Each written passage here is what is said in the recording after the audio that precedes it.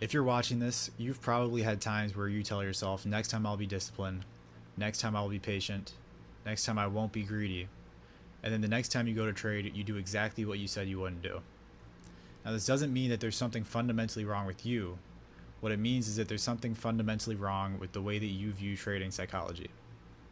Most of the advice that people hear and perpetuate in trading, in the trading space, in the communities, it boils down to be disciplined. It doesn't go past the surface level. In fact, it's the very surface level. It's just be disciplined. And this is the main issue with it. Nobody's asking, how do I be disciplined? Nobody's asking, what is discipline? And you might be able to say, well, it's doing the stuff that's good for you, or it's doing stuff that you don't want to do. Well, let me tell you. If you don't want to do it, then why are you doing it? Because you want to do it. It's not just... It's extremely oversimplified by most people, especially in the trading space. What you need to do is you need to look at the neuroscience behind it, meaning the science of the brain behind discipline, the science of the brain behind patience, behind fear, behind greed, behind anxiety, behind all these emotions, and the way that the brain acts.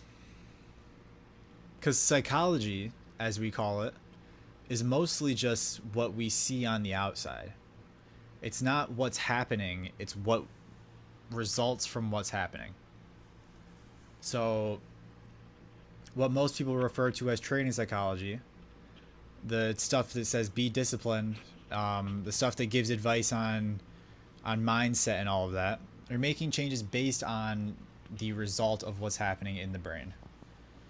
And if you want to go a level deeper than that, if you want to be more effective in learning what's happening and learning how you can change what's happening, you need to learn about what is actually causing this psychology, what is happening on the inside that is causing the stuff on the outside. So let me give an example of that. Discipline, as most people know it in psychology, I would say a good definition for it would be resisting an urge to act on impulse. I would say that is a psychological definition for discipline. Now, if we want to get into the neuroscience of that, what's actually happening underneath in the brain, there are neurons or brain cells near the front of your brain that are sending signals to the emotional part of your brain, the part of your brain that reacts with less logic, just reacts based on really basic information, and it's inhibiting that area, meaning it's making that area less active, meaning it has less of an effect on your behavior. So when we think of it like that, when we think of it as one area of your brain sending areas to another area, or sending signals to another area of your brain to make it less active, we can then go beyond just the advice of being disciplined. And what we can do is we can focus on increasing the strength of either this area of your brain in the front, or increasing the strength of the connections between the area of your brain in the front and the emotional areas in your brain, or the less advanced areas of the brain.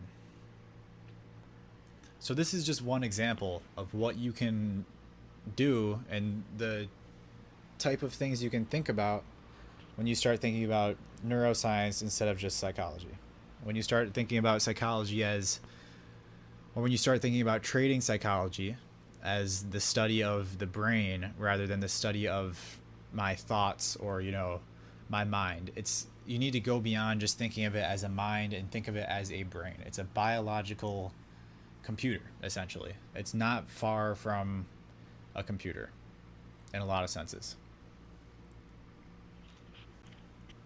So what I have spent hours doing And what I have decided to make videos about, what I'm on here talking about, is connecting the behaviors that make us money or lose us money in trading to actual biological processes in the brain.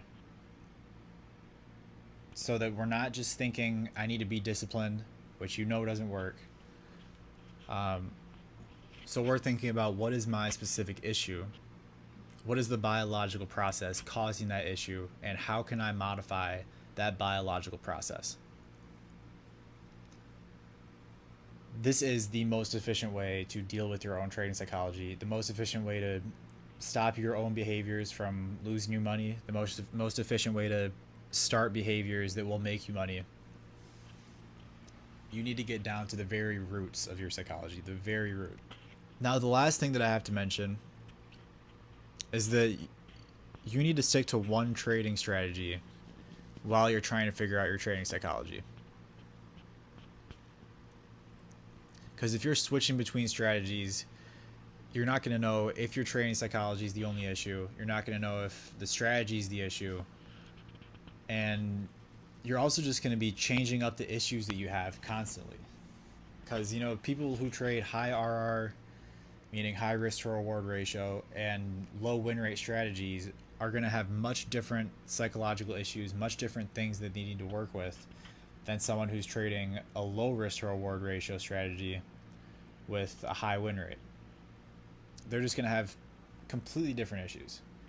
And you don't want to be switching up your issues, because then it's going to be really hard to deal with your issues if they're switching up all the time. You're going to start doing something, switch strategies. Oh wait, now I need to work on this other thing, and all your time before was wasted, or maybe it wasn't wasted, but you have no idea because you just switched strategies. And maybe it's your new strategy that's the issue. You have no idea. So, or maybe your old strategy was the issue. You still don't know. Anyway, just stick to one strategy, and it doesn't matter what strategy it is. When I did this, I was using support and resistance. I was drawing lines on my chart above or below price and using them as support and resistance. So just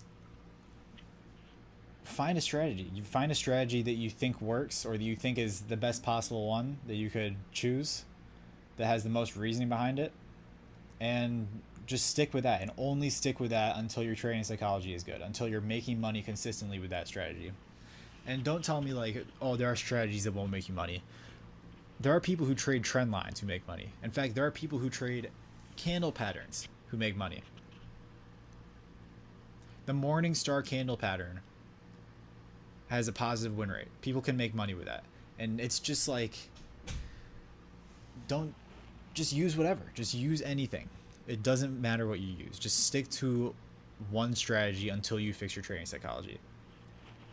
And if you're wondering, I did make money with that support and resistance. It's just, I just had good trading psychology. So just fix your goddamn trading psychology before you start strat hopping everywhere. All right, so this is just the first video of a series on overtrading. It's going to be in a playlist on YouTube.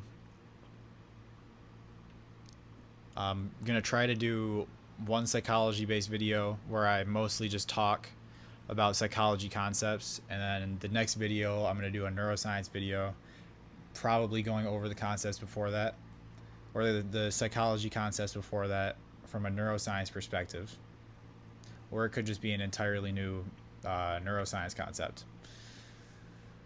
But yeah, it's going to be trading psychology, neuroscience, then repeat. And then I'm gonna try to cover everything that I possibly can for overtrading. I want this to be a playlist that you can watch if you're dealing with, and if you have issues with overtrading. I want this to be a playlist you can watch all the way through, and by the time you're done, you're able to fix your own overtrading issue. And obviously not immediately. I mean, nothing's gonna come immediately, but you'll have a lot better of an idea of what's happening in your brain and what you can do about it. And it's hopefully going to be better than just be disciplined, because that's kind of the whole point of this. The whole point of this series is to replace the way that people think about trading psychology, to make it so people are using more sophisticated language, more sophisticated ideas, so people actually know what they're talking about with trading psychology. And so that when someone goes to look for what can I do for my trading psychology, they're not just told to be disciplined. They're given actual information that they can use that is based on neuroscience and not some bullshit or some anecdotal evidence. It's actual neuroscience concepts that they can use to become profitable.